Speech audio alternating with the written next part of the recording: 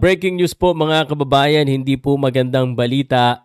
Romero Duno ay natalo po via 6th round knockout ni Antonio Moran dyan po sa Florida.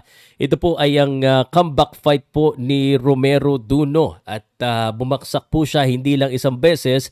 At pag-usapan po natin ang nangyari, pero saludo pa rin tayo kay Romero Duno. Gusto niya talagang mga knockout at pumasok dito, ngunit nagkulang po. Ito po ang aking reaksyon dito sa laban na ito. Powercast Sports. If you're new here, don't forget to subscribe and hit the notification bell. This content is presented by Arena Plus, Astig sa Sports. Okay po, so 2022 po yung huling laban ni Romero Duno and unfortunately in his comeback, matindi kagad ang kanyang nakalaban. Ito pong si Antonio Moran, an undefeated boxer po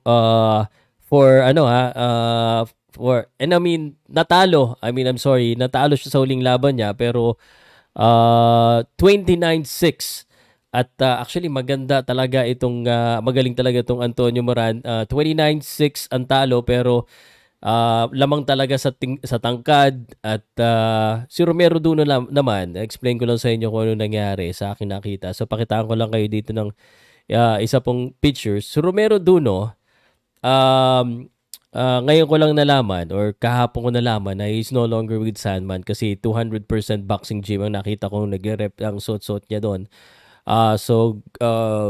Hello po sa mga Pilipino rin na mga nandoon sa corner niya.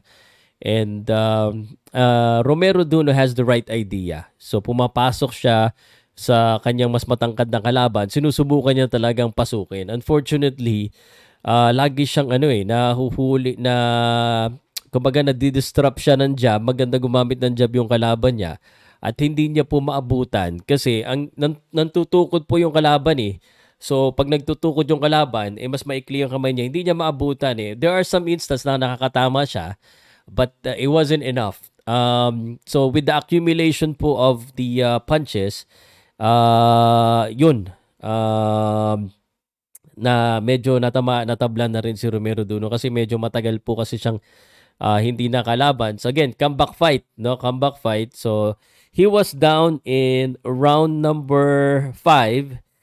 Down siya, doon na siya nasaktan kasi sa aking pong scorecard, unfortunately, wala po siyang naipanalo because again, magaling magboxing yung kalaban niya sa yung jab at natatamaan po siya sa ulo. And so he was down for the first time, 2 beses po siya tinamaan sa body shot. And then he was able to stand up pero that was the beginning of the end. Yung round number 6 natapos na ni Moran. Slowly but surely yung left hook tumama and sa Romero Duno just couldn't stand anymore. And that's okay. Romero Duno just come back stronger. Improve na lang siguro sa skills. Siguro the thing that I wanted to say here is that mahirap talaga pag comeback fight tapos isang matindi kagad. Usually may pampainit pa yan na laban eh. But it is what it is. And Romero Duno got knocked out in round number 6 by Antonio Moran. So, yan po ang ating balita. Hindi magandang balita. Anong masasabi nyo kay Romero Duno at kay Antonio Moran?